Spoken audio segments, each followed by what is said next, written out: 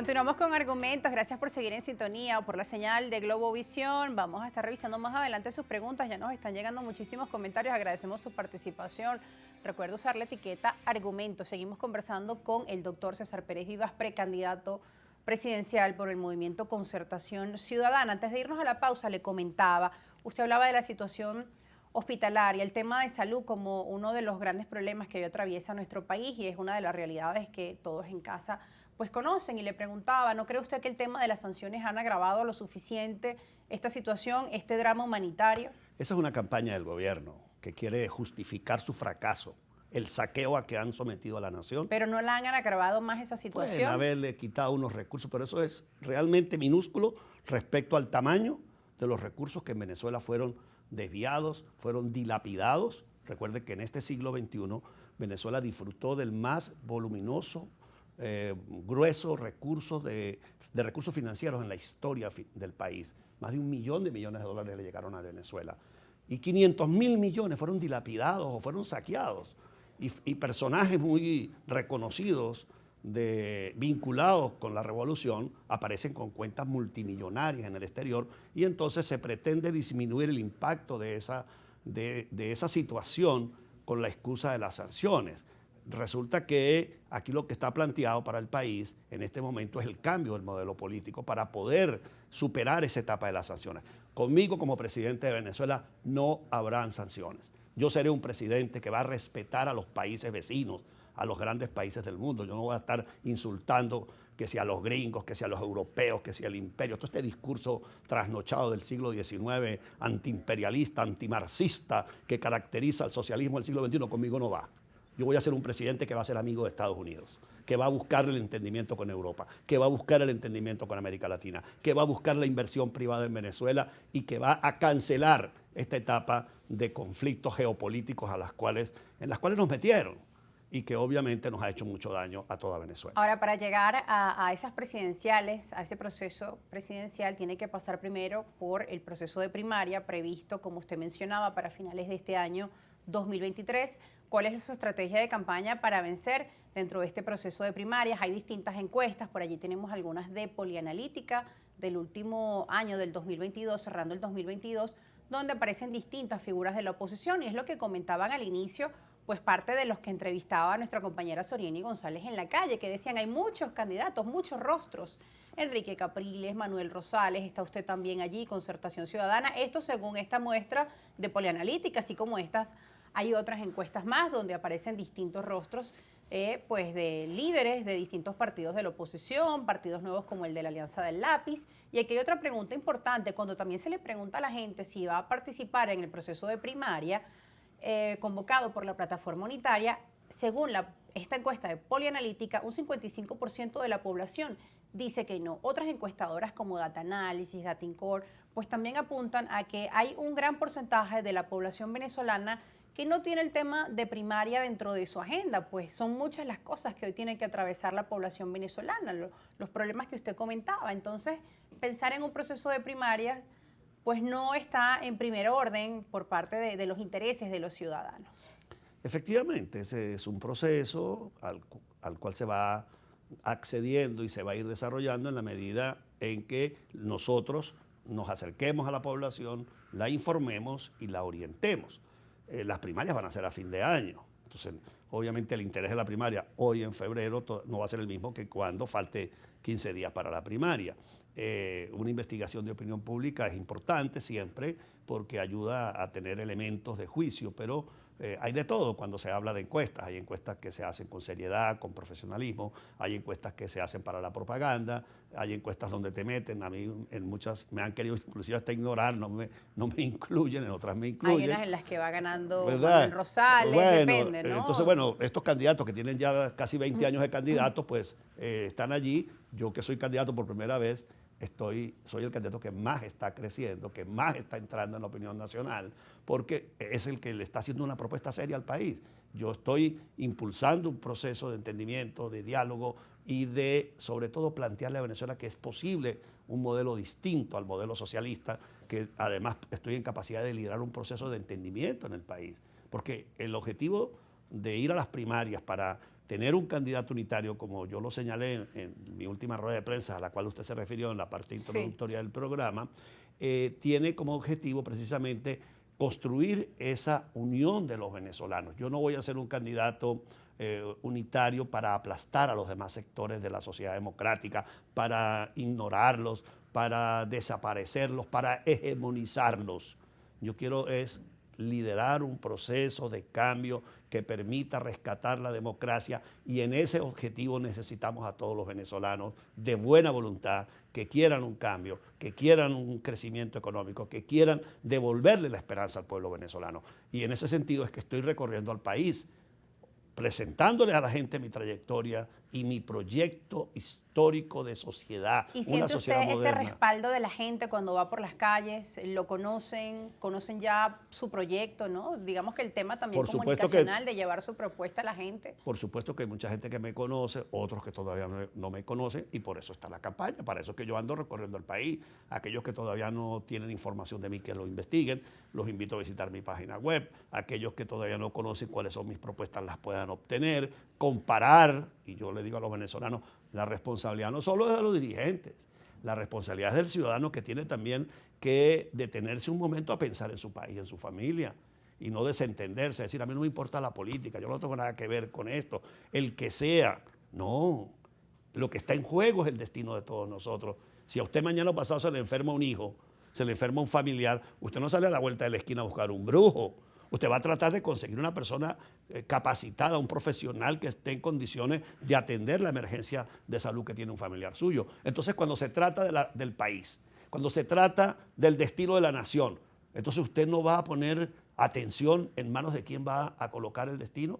Va a entregárselo al primero que aparece, a personajes que nunca en su vida han estado comprometidos con la sociedad, que nunca han dado un testimonio de lucha, que nunca han administrado ni dirigido un proceso político. Entonces los vamos a nombrar mañana presidente. Eso fue lo que pasó aquí. Y usted tuvo su experiencia como gobernador del estado Táchira. Y además de eso, una vida entendiendo esa realidad, porque no se puede seguir improvisando, entregarle la conducción del país a alguien que salió un día y tiró una parada, dijo una palabra, echó un chiste. Venezuela no está ni para chistes, ni para decir expresiones de circunstancia. Venezuela está para conducirla y para sacarla de esta situación con seriedad, con honestidad, con capacidad y sobre todo con determinación y coraje, de modo que podamos ponerle orden, disciplina al país y sobre todo podamos devolverle la capacidad de vida al ciudadano común, al que no le alcanza el sueldo. A mí me angustia todos los días. Pero ahora tendrá que además convencer a esas personas de que participen en un proceso electoral, además de que lean su propuesta. ¿Cómo convencer a aquellas personas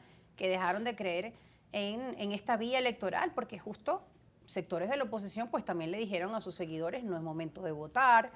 ¿Cómo decirles que ahora sí? ¿Quién hace esa reflexión y también la explicación, los argumentos de por qué ahora sí y antes no? Por eso hay espacios como este tan importantes, donde uno da sus argumentos. Por eso ando de pueblo en pueblo, utilizando todas las herramientas que están a la mano para darle esa información al ciudadano, para llamarlo a la reflexión, hablándole directamente a su cara, dándole estos argumentos y sobre todo con el testimonio de vida. Porque lo más importante es que la gente sepa que van a tener al frente del Estado y del gobierno de la República a una persona que le duele profundamente el drama que estamos viviendo, pero que se ha preparado para conducir la función pública, no a un improvisado, no a un pirata de carretera que llega un día, aquí estoy, y elíjame presidente. No puede ser, tiene que haber seriedad en el manejo de los asuntos públicos, tiene que haber capacidad, tiene que haber moral, tiene que haber carácter, tiene que haber conocimiento de la geografía física y de la geografía humana de la nación, porque de lo contrario usted no está en capacidad de entender la diversidad, la complejidad de dirigir el país, dirigir la nación. Repito, esto no es dirigir una empresa, gerente de finanzas, bueno, que le cuadren los números, aunque, ¿verdad?, eso es una tarea importante, sí, pero es mucho más complejo que administrar simple y llanamente. Y vaya que hay muchas tareas por resolver y justamente a esta hora tenemos también preguntas que nos llegan por parte pues de aquellas personas que se encuentran en la calle, en el Boulevard de Sabana Grande, seguidores algunos del programa, otros que nuestra compañera Sorini González pues ha venido tomando el pulso y que usted como precandidato presidencial pues va a darle respuesta a estas interrogantes. Vamos a saludar a Sorienny y ver qué nos tiene a esta hora de la tarde. Sorienny.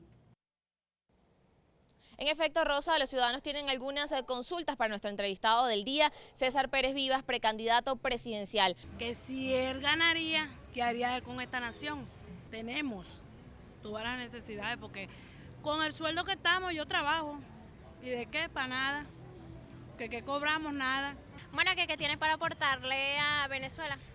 ¿Cuáles son sus ideas para ayudar a la economía venezolana? Lo que se tiene que cambiar más es la seguridad y la parte económica. Arreglar lo que es el dólar paralelo, que no le veo sentido, porque se supone que se tiene que regir al bolívar. Les preguntaría que la educación. Yo apuesto 100% por la educación y que fuera real, que sea real, porque siempre las propuestas son y no son reales. Siempre ofrecen y cuando están arriba ya no es real. Todo se desvanece, se queda en el aire. Estos son parte de los planteamientos que los ciudadanos aseguran que es necesario abordar de manera urgente en un plan de gobierno. Con esta información nosotros nos despedimos. Gracias, Sorienny. Y bueno, teníamos allí, doctor Pérez Vivas, pues algunas opiniones de encuestados en la ciudad capital. Fíjese que la última entrevistada decía muchas promesas, muchas propuestas, pero luego parece que se olvidan de ellas. ¿Cómo asegurar que va a atender esas solicitudes y también para que por favor responda parte de esas interrogantes? Rosa, lo más importante es entender que la transformación del país, la recuperación del salario.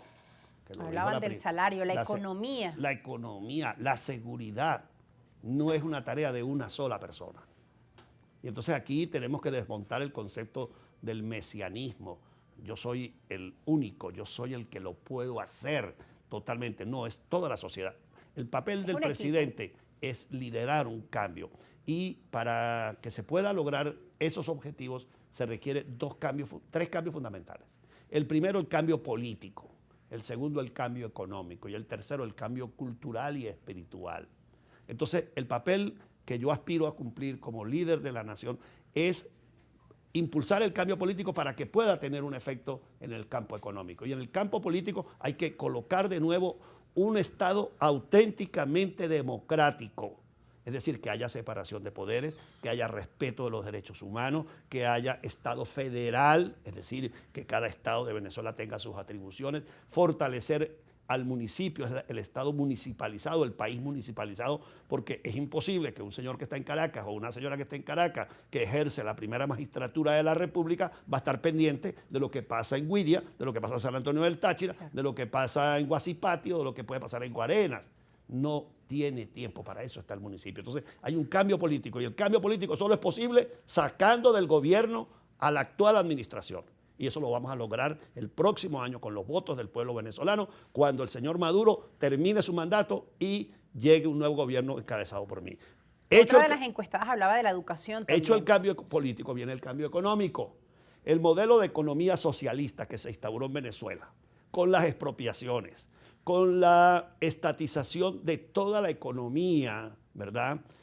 Con la destrucción del bolívar, con la confiscación de bienes y servicios, y con las regulaciones que generó el régimen, tiene que dar paso a una nueva economía, una economía de mercado que respete la propiedad privada. Yo voy a ser un presidente que va a promover... ¿Usted volvería a privatizar?